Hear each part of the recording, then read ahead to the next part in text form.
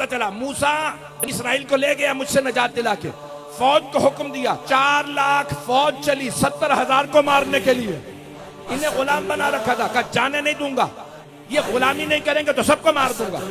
اب سارے بنی اسرائیل، موسیٰ ہمارے پاس گھوڑے نہیں، اونٹ نہیں، سواریاں نہیں، وہ گھوڑوں کے ساتھ فوج پہ آ رہا۔ جناب موسیٰ نے کہا ان معی میرا رب میرے ساتھ ہے۔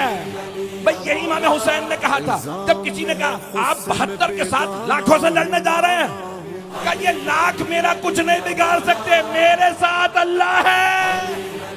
ممنون ہوں آپ کی محبت ہوگا، پورا سینہ دے رہا ہوں آپ کی خدمت میں۔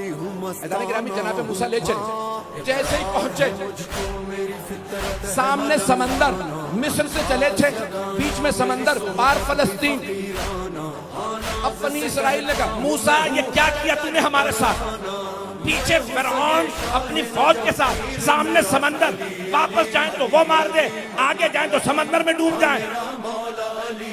جناب موسیٰ نے بڑی متانت سے کہا پروردگارہ حکم کیا ہے؟ کہ فضرب بعصاک الحجر، اس پتھر پہ عصا ماریے، فانفجرت من 12 عینا، قرآن کہتا ہے 12 چشمے پھوٹ پڑے، 12، 13 نہیں، 11 نہیں، قرآن ہے، قرآن کریم ہے۔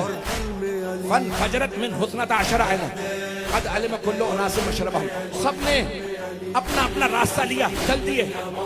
کہ واقعا موسیٰ کے ساتھ خدا ہے، دیکھا تو اب مان رہا ہے۔ توجہ، جناب نوح سے اللہ نے کہا صحرا میں کشتی بنا، پانی نہیں تھا۔ جناب موسیٰ سے کہا سمندر ہے، بنی اسرائیل کو پار لے جا، کشتی نہیں تھی۔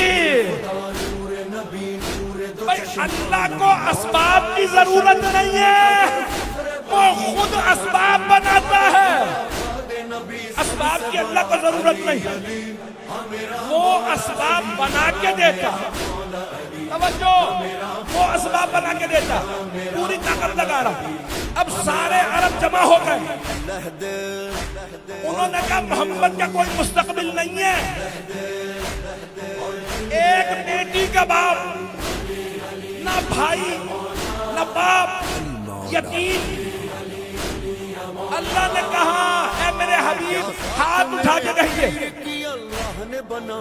توجہ، ہاتھ اٹھا کے رب پروردگارہ میرے لیے سلطان النصیرہ بھیج، ایسا سلطان بھیج جو نصرت کرے۔